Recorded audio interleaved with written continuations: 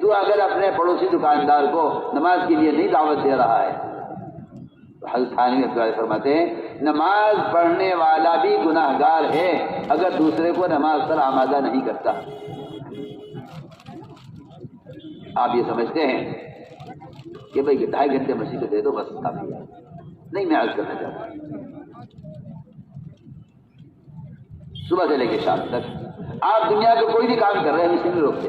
آپ تجارت کرو، زراعت کرو، ملازمت کرو، حکومت کرو، سیاست کرو، جو چاہے بچ جاؤ، لیکن آپ اس ماحول میں بھی ہیں اور جس کاروبار میں بھی ہیں، آپ اس بات کا دھیان رکھو کہ یہ نماز کا وقت آ رہا ہے، اب مجھے اپنے بازار کے سب لوگوں کو اپنے ساتھ نماز کے لیے لے جانا میری ذمہ داری ہے۔ میں انہیں نماز کے لے کر چلتا ہوں، میری ذمہ داری ہے۔ میں نماز پڑھ لوں، اپنی نماز پڑھ لوں میں، اور دوسروں کو نماز کی دعوت نہ دوں، اللہ کی قسم گناہ ملے گا۔ اس نمازی کو بھی کیا ملے گا؟ گناہ ملے گا۔ کہیں گا گناہ بھائی کہ جی گناہ اس کا ملے گا کہ میں نے دوسرے کو نماز کے لیے تیار نہیں کیا۔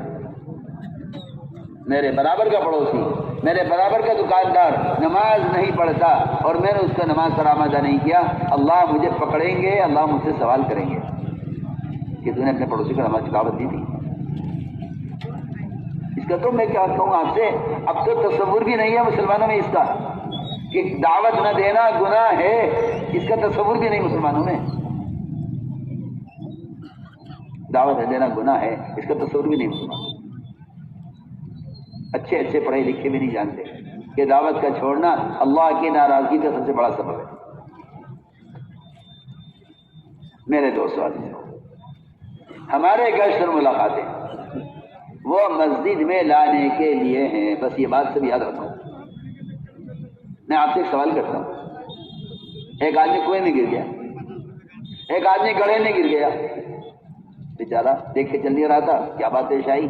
گڑھے میں آپ اس کو نکلنے کی ترغیب دے دو، بیٹا آپ باہر آ جائیے ورنہ آپ ہلاک ہو جائیں۔ میری بات سن رہے نہیں؟ سننے میں کیا کہہ رہا کہ جی باہر آ جاؤ ہلاک ہو جاؤ گے، اور کچھ نہیں، آپ ایک پرچے پہ لکھو باہر نکلنے کے لیے اسے، اور پرچہ ڈال دو اس کے گڑھے میں، چلو جی پڑھ لو آپ باہر آ جاؤ۔ کنویں میں گر گیا، کسی گڑھے میں گر گیا، مجھے بتاؤ اسے نکلنے کی ترغیب دے دو، تم 1 گھنٹہ بیٹھ کے بات کر لو اس سے، تم اس کی جان بچ جائے گی۔ ارے ہاں نہ میں جواب تو دو کچھ، اسے کیا چاہیے؟ اس کو باہر نکلنے کے لیے سہارا چاہیے۔ تو اپنا ہاتھ میرے ہاتھ میں دے، میں تجھے کھینچتا ہوں۔ تو میری بات سمجھ رہے ہیں؟ تو اپنا ہاتھ میرے ہاتھ میں دے، میں تجھے نکالتا ہوں باہر، میں رسی لاتا ہوں، اس کو پکڑ میں رسی کھینچتا ہوں۔ مولانا علی اصغر فرماتے تھے یہ کام جرے ثقیل کی طرح ہے، گہرائی سے امت کو نکال کر باہر لانا ہے۔ اس ملفوظ کو ہم نے آج تک سوچا نہیں۔ اس زمانے کے لوگ یہ عقلیں ماری گئی ہیں، عقلیں خفت ہو چکی ہیں، یہ گندے آلات کے ذریعے دین کی باتوں کو پھیلانے کو تبلیغ سمجھتے ہیں۔ یہ بے دینی کا راستہ ہے، معصیت کا راستہ ہے، جہالت کا راستہ ہے، غفلت کا راستہ ہے جو آپ نے پکڑا ہوا ہے۔ یہ آپ کو شیطان نے آپ کو پٹی پڑھائی ہے کہ تبلیغ کا کام کوئی ایک طریقے سے نہیں ہے، جس طرح چاہو کرو، اور تعلیم کا کوئی مخصوص طریقہ نہیں ہے، جس طرح چاہو تعلیم دو۔ یہ شیطان کی اتنی پٹی پڑھائی ہے آپ کو۔ میں کچھ کہہ رہا ہوں، میری بات کی طرف بہت توجہ کی ضرورت ہے۔ میں نے آپ سے ایک سوال کیا ہے، کنویں میں گر جائے کوئی، گڑھے میں گر جائے کوئی، آپ نکلنے کی ترغیب دے دو، بتاؤ اس کی جان بچ جائے گی؟ میں یہ کہنا چاہتا ہوں۔ برا ابن عازب ابو درداء فرماتے رضی اللہ تعالیٰ عنہ کہ گناہ کرنے والا گڑھے میں گرنے والے کی طرح ہے۔ الم تکونوا مستخرجین، کیا تم سے نکالو گے نہیں یہاں سے؟ پڑھیے آپ، پڑھیے روایت۔ تو میں آپ سے سوال کر رہا ہوں کہ جو آدمی بازاری ماحول میں ہے، آپ نے تو ملاقات کی، ترغیب دی اس کو، لیکن آپ نے کوشش نہیں کی کہ میرے ساتھ چلو، میرے ساتھ چلو، میرے ساتھ مسجد چلو، آپ نے ترغیب دی، آپ نے اس کو دعوت دے کے چھوڑ دیا کہ بھئی میں نے تو بات پہنچا دی، اب یہ کرے نہ کرے اس کی مرضی ہے، آپ میری بات کا جواب دو۔ گڑھے میں گرنے والے کو آپ کہہ رہے ہیں میں نے تو اسے باہر نکلنے کو کہہ دیا، اب وہ نہ نکلے نہ نکلے، نکلے نہ نکلے، اس کی مرضی، بتاؤں ارے بھائی وہ اگر نکل سکتا تو آپ کی ترغیب کی کیا ضرورت تھی؟ تو میری بات سمجھ رہے نہیں سمجھ رہے؟ تمہارا پڑوسی چھت سے گر گیا، تمہارا پڑوسی گھر میں گر گیا، تم ساری رات غم میں سو گے نہیں، ہاں میرا پڑوسی تھا، ہاں میرا پڑوسی تھا۔ ایک تمہارا پڑوسی نماز چھوڑ رہا ہے، ایک حکم جہنم میں جلے گا، تمہاری نیند کبھی اڑی اس بات کو سوچ؟ میں اپنے آپ سے پوچھا ہوں، پڑوس میں آگ لگ جائے، آپ آدھی رات کو بھاگو گے بجھانے کے لیے؟ میرا بھی گھر برابر میں ہے، دشمن کا گھر ہوگا تب بھی آگ بجھاؤ گے، برابر میرا گھر ہے۔ میں کتنی آسان مثال دے رہا ہوں۔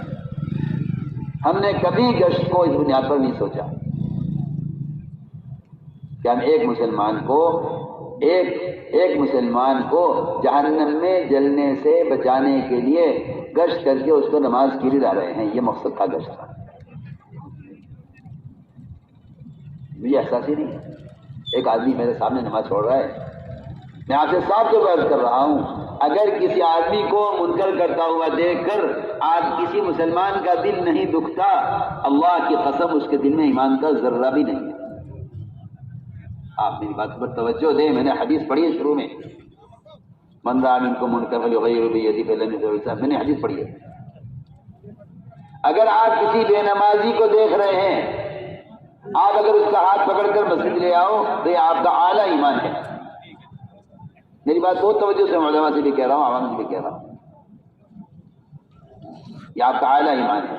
اور اگر آپ زبان سے اس کو سمجھا کر نماز کے لے آئیں تو یہ آپ کا درمیانہ ایمان ہے۔